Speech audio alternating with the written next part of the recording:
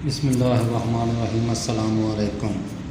جب 1953 میں تحریک ختم نبوت تحریک چلی تھی تو ہزاروں عاشقان رسول گرفتار اور شہید ہوئے تھے۔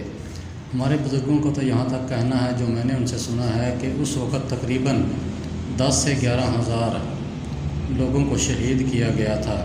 اور اسی دوران ایک ایسا واقعہ بھی پیش آیا تھا کہ ایک لڑکے کی شادی تھی اور بارات جا رہی تھی۔ راستے میں رکاوٹ کی وجہ سے بارات کو کچھ دیر سٹے کرنا پڑا، تو لڑکے کی ماں نے پوچھا کہ کیا معاملہ ہے، تو لوگوں نے بتایا کہ ختم نبوت کے لیے جلسہ نکالا گیا ہے۔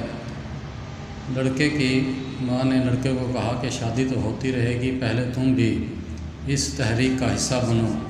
لڑکا اپنے گھوڑے سے اترتا ہے اور تحریک میں شامل ہو جاتا ہے۔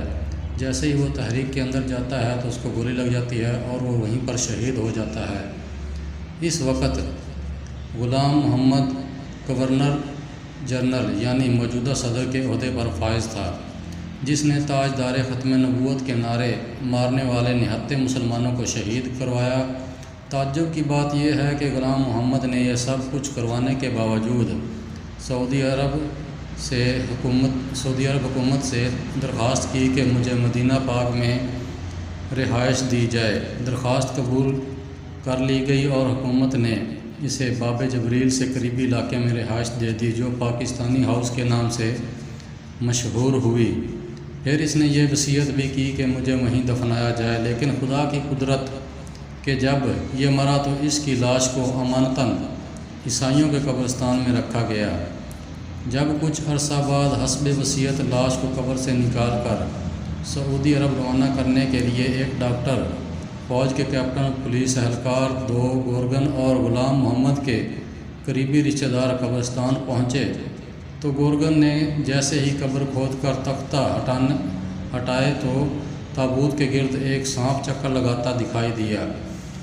گورگن نے لاٹھی سے اسے مارنے کی کوشش کی مگر وہ نہ مرا۔ پولیس کے سب انسپکٹر نے پستول سے 6 گولیاں داغیں مگر سانپ کو کوئی گولی نہ لگی۔ پھر ڈاکٹر کی ہدایت پر زہریلے سپرے کر کے قبر عارضی طور پر بند کر دی گئی۔ جب 2 گھنٹے بعد دوبارہ کھولی تو سانپ اسی طرح چکر لگا رہا تھا۔ آخر باہمی صلاح مشورے سے قبر کو بند کر دیا گیا اور اگلے دن اخبار میں خبر شائع ہوئی کہ سابق گورنر جنرل غلام محمد کی لاش سعودی عرب نہیں لے جائی جا سکی اور اب کراچی میں ہی دفن رہے گی۔ وہ لاش آج بھی کراچی کے گورا عیسائیوں کے قبرستان میں دفن ہے۔